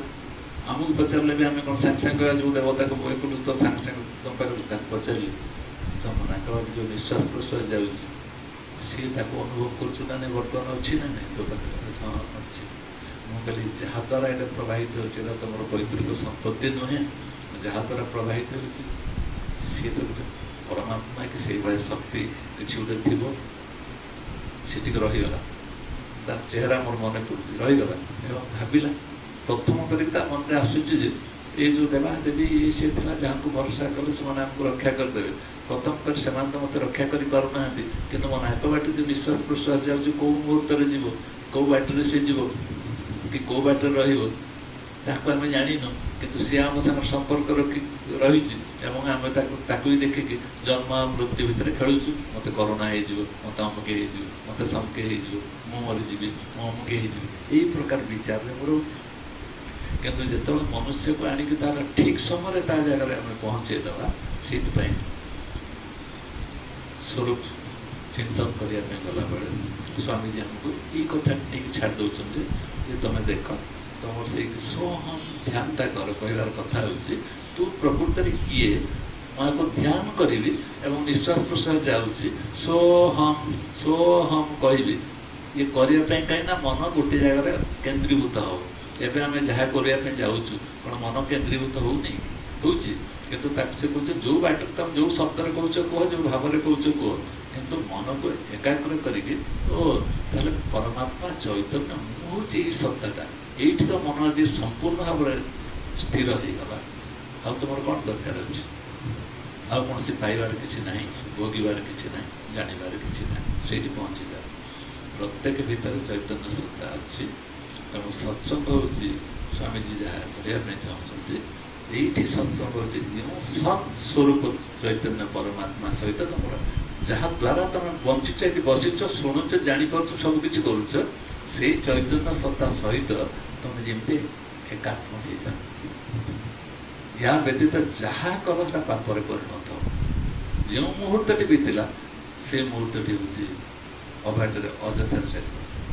ତେଣୁ ପ୍ରତ୍ୟେକ ମୁହୂର୍ତ୍ତରେ କରୁ। ତାହେଲେ କ'ଣ କରିବି ସବୁବେଳେ? ତାହେଲେ ସେ ଧ୍ୟାନ ରହିବେ ନା ନାହିଁ? ନା, ଏଇଟା ବୋଧରେ ପରିଣତ ହେଇଯାଉ, ତମେ ସେଇ ଅବସ୍ଥାରେ ରହିଗଲ। ତାପରେ ତମ ଘଟଣା ଯାହା ଘଟୁଛି ଘଟୁ, ସବୁ କ୍ରିୟା କର, କିନ୍ତୁ ତା ସାଙ୍ଗେ ତମ ନିର୍ଲିପ୍ତ ଅବସ୍ଥା ଆସିବ। ତା ସହିତ ଆଟାଚମେଣ୍ଟ ଏମିତି ହେଇଗଲେ ମୋର କ୍ଷତି ହେଇଯିବ, ସେମିତି ହେଇଗଲେ ନଷ୍ଟ ହେଇଯିବ, ସୁଯୋଗ ନାହିଁ। ତେଣୁ ମୁଁ ତତ୍ତ୍ୱ ବା ଆତ୍ମତତ୍ତ୍ୱ ଯେଉଁ ଭଳିଆ ଭାବରେ କୁହାଯାଉ ନାହିଁ କାହିଁକି, ଆମକୁ ବୁଝିବା ପାଇଁ ପଡ଼ିବ ସେ ମୁଁ ପ୍ରକୃତରେ କିଏ। ତାକୁ ଜୀବାତ୍ମା କୁହ, ତାକୁ ଆତ୍ମା କୁହ, ତାକୁ ପରମାତ୍ମା କୁହ। ସବୁଠାର ସମ୍ପର୍କ ଆତ୍ମା ସହିତ ଜୀବର, ଆତ୍ମା ସହିତ ପରମର ବା ଆତ୍ମା। ଇଏ ସବୁ ସତ୍ୟ ସହିତ ଆତ୍ମାର ସମ୍ପର୍କ ରହୁଛି ନା ନାହିଁ? ସେମିତି ବିଶ୍ୱ ବ୍ରହ୍ମାଣ୍ଡର ସବୁ ସତ୍ୟ ସହିତ ମୁଁ ରହୁଛି ନା ନାହିଁ? ଯଦି ମୁଁ ନାହିଁ ତାହେଲେ ସୂର୍ଯ୍ୟଙ୍କର କିରଣ ଗରମ ଅଛି କି ଥଣ୍ଡା ଅଛି କି, କିଏ ମୋତେ କ'ଣ କହିଲା ମୋତେ ରିଏକ୍ସନ୍ ହେଉଛି, ପ୍ରତିକ୍ରିୟା ହେଉଛି, କି ପକ୍ଷୀଟି ଉଡ଼ି ଯାଉଛି କୌଣସି ପ୍ରକାର ପ୍ରତିକ୍ରିୟା ଦେଖି, ତା ଭିତରେ ସେ ଚୈତନ୍ୟ ସତ୍ତା ଥିବା ଯୋଗୁଁ ସେ କ୍ରିୟା କରୁଛି। ତାହେଲେ ସମଗ୍ର ବିଶ୍ୱ ବ୍ରହ୍ମାଣ୍ଡ ଚୈତନ୍ୟରେ ପରିପୂର୍ଣ୍ଣ ହେଇଯାଉଛି। ମୁଁ ଯଦି ଶକ୍ତି ସଂଗ୍ରହ କରୁଛି ତାହେଲେ ସେ ଚୈତନ୍ୟରୁ ଶକ୍ତି ସଂଗ୍ରହ କରିକି ମୋ ଭିତରେ ମୁଁ ସମୃଦ୍ଧ ହେଉଛି।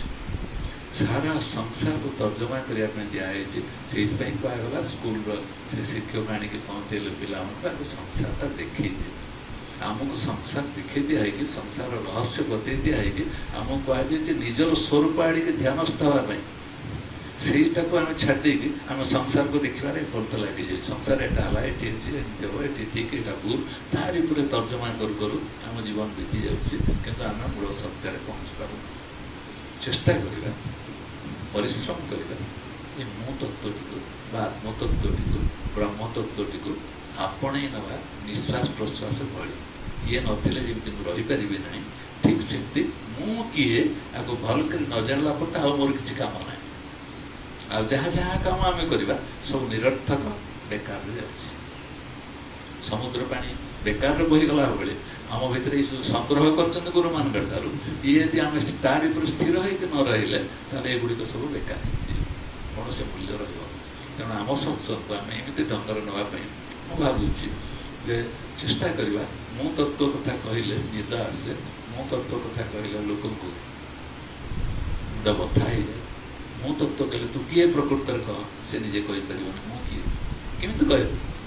ମୁଁ ତ ସେଇଆ ଥରେ ମୁଁ କହିବି କେମିତି? ବର୍ଣ୍ଣନା କରିବା ମାନେ ତ ମୋ ଠାରୁ ମୁଁ ଅଲଗା ହେଇବି। କିନ୍ତୁ ଯେତେବେଳେ ଅବର୍ଣ୍ଣନୀୟକୁ ମୁଁ ଅବର୍ଣ୍ଣନୀୟ ଅବସ୍ଥାରେ ରହିବି, ସେତେବେଳେ ମୋର ମୁଁ ତତ୍ତ୍ୱଟା ସ୍ଥିର ହେଇଯିବ। ସେଇଠି ଆମକୁ ପହଞ୍ଚିବା ପାଇଁ ପଡ଼ିବ। ଏହା ହେଉଛି ଆମର ପ୍ରକୃତ ରହସ୍ୟ। ଯେଦିନ ପର୍ଯ୍ୟନ୍ତ ନଥିବ, ଛୋଟ ଛୁଆଙ୍କୁ ଆଧାର ଦେଲା ଭଳି ଆମକୁ ଶୁଣିବା ପାଇଁ ପଡ଼ିବ ଯେ ତୁ ହେଉଛି ଏହା ସ୍ୱଜ୍ଞାନ, କିଏ ତୁ ଦ୍ରଷ୍ଟା ସାକ୍ଷୀ ଆତ୍ମା ବୋଲି କହିବା ପାଇଁ ତୋତେ ପଡ଼ିବ। କୁହ, କିନ୍ତୁ ବୁଝ ଯେ ଦ୍ରଷ୍ଟା ସାକ୍ଷୀ ଆତ୍ମା କାହାକୁ କୁହାଗଲା, କାହା ଉପରେ ଏଟା ପ୍ରତିଷ୍ଠିତ ହେଇକି ରହିଛି, ତାକୁ ଦୃଢ଼ ହେଇଯିବା ପାଇଁ ପଡ଼ିବ। ଏଇ ସ୍ଥିତିରେ ହେଉଛି ସତ୍ସଙ୍ଗ ଗତି କରିବା ଉଚିତ। ମୋ ବିଚାରରେ ବର୍ତ୍ତମାନ ଆସୁଛି ଯେ ସତ୍ସଙ୍ଗ ଯେଉଁ ଢଙ୍ଗରେ ଆଜି ପର୍ଯ୍ୟନ୍ତ କରିଆସୁଥିଲି, ଏ ସତ୍ସଙ୍ଗର ବିଚାର, ଏ ସ୍ୱରୂପ ଧ୍ୟାନ ପରେ ପରେ ମୁଁ ଭାବୁଛି ଏହାକୁ ଆମେ ସେଇ ଢଙ୍ଗରେ ନେବା। ଯଦି ଧୈର୍ଯ୍ୟ ଥିବ, କିଛି କିଛି ଲାଇନ୍ ଆଦେହରେ ମୁଁ ପଢ଼ିଦେବି, ଆଦେହରେ କେଉଁଠି ଅଡ଼ୁଆ ଅଡ଼ୁଆ ଲାଗୁଛି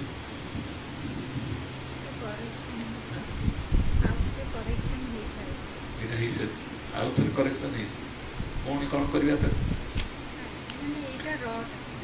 ମୁଁ ତ ତାକୁ ଠିକ୍ କରି ପढ़ी देउछि।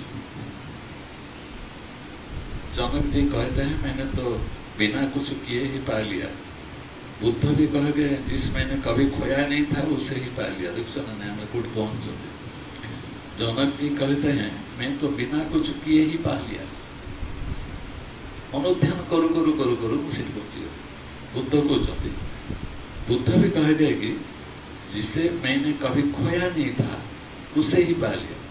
जिसे मैंने कभी मोर मुँटा को हरई मो रात्र शोली गभीर निद्रा मोर मुँह अच्छी ना नहीं आई कहला बेलू जाग्रत हो उठी पड़ली मुँटा थी जो उठुची ना नहीं जब न था से चैतन्य सत्ता मत देते कहले उठती पर उसके लिए जो मेरा नहीं था उस साम्राज्य रानी पुत्र आदि सबको खो देना पड़ा।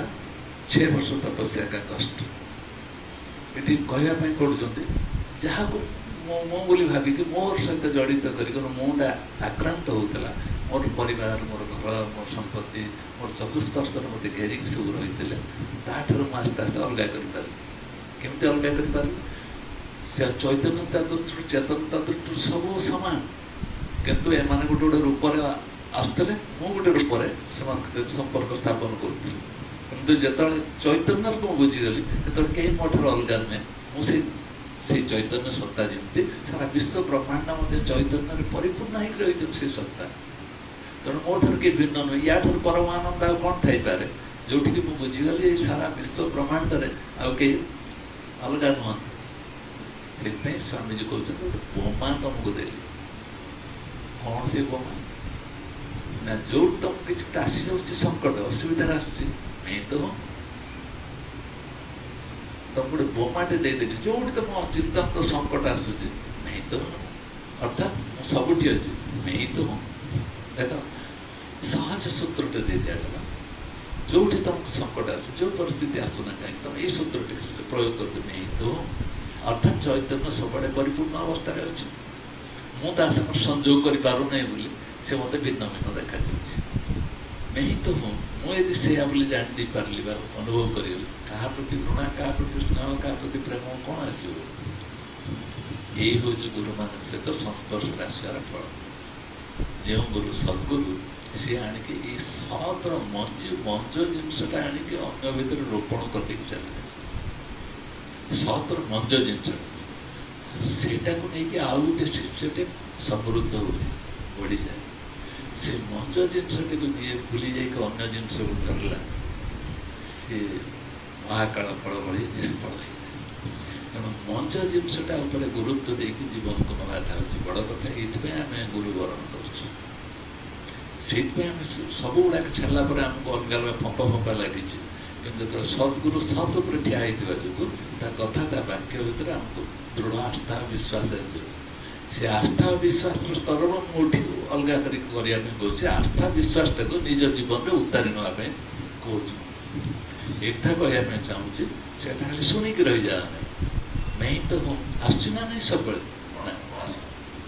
आसमर बेचे सत कथा कह जेकोसी जिन देखला नहीं तो आम अलग कर भाव सब सब समय अलग करके चिंतन करूँ अलग भाव देखुन जड़े पचार न करा केमी हम मुझे परिवा दुकान देखिए परिवा दुकानी बोले अलग बोले न भावी परिवा केमी कि केमी संपर्क था ये भी प्रश्न आम लोक मान मन आस अरे परिवा दुकान ठार परिवा किणी सी परिवा दुकानी यही था दुकान में तू जा कि मना ना कि तो भावटी तोर भाव थी जी मो सागर कथा कहला जो शक्ति बल कथा कहे जो शक्ति बल संपर्क रखी ये दुटा सामान जोटा देखिक कुकुर मत कामुड़िया गोड़े आकुरटा देखिक दौड़ी पड़ोसी सब मो दौड़ी पड़ा जो शक्ति बल गली कुकुरटा दौड़ी आसी शक्ति बल बाघटा मत खाईदेवाई आस जो शक्ति बल मुझे देखी डरिकी पड़ो से शक्ति बल ये दुटा बल दुईटा सामान बाघर शक्तिटा कामुड़िया मुझे जीवन रक्षा करने जाऊँगी चेतनाटा गोटे ना अलग यही भाव में जहाँ देखुच ता सहित मुझे हूँ आमको पहुँचा आवश्यक बड़ जिन तरफ कौन हम अपरिचित तुम पृथ्वी में किए रहा अज्ञात कौन रहा समग्र विश्व तो भीतर तो मुझे निजक पाइले मो भीतर तो विश्व पाइले अज्ञात कौन आ रहा आम मनुष्य आनंद केत खुशी आउ केत एतिकला पर तो से कह यूरेका पाईगली पाईगली पाईगली कहीकि आनंद भीतरटा नाची उठा सबुठी से चैतन्यर खेल सबुठी से चैतन्य परिपूर्ण अवस्था अच्छे मुझे खाली गुरु यदि बतई न था मत चटक मनटा सीढ़ी जाई न नहीं तो जेकोसी परिस्थिति तुम नहीं ताकि जोड़ी दे पार कहीं चैतन्यर भाग भाग ना से अखंड सत्ता तुम खाली तार संपर्कटा जोड़ी दियो तुम से प्रकार बोध आनंदटा आस कष्ट हो कहला बेलू धरवा कष्ट हो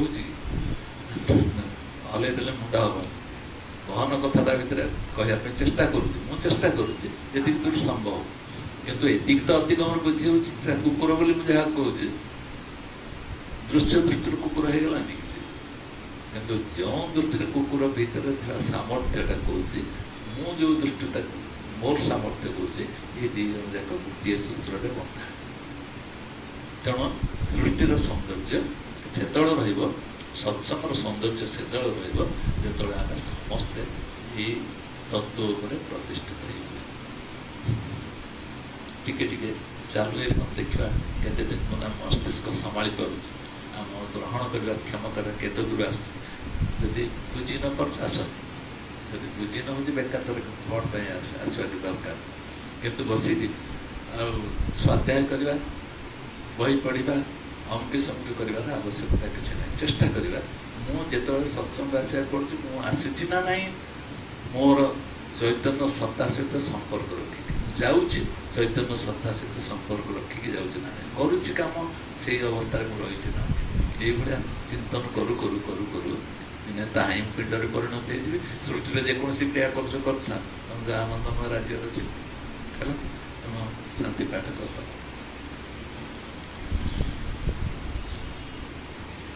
ओम पूर्णमद पूर्णमिदं पूर्णात् पूर्णमुदच्यते पूर्णस्य पूर्णमादाय पूर्णमेवावशिष्यते सर्वे भवन्तु सुखिनः सर्वे सन्तु निरामयाः सर्वे भद्राणि पश्यन्तु मा कश्चित् दुःखभाग् भवेत् ॐ शान्ति शान्ति शान्ति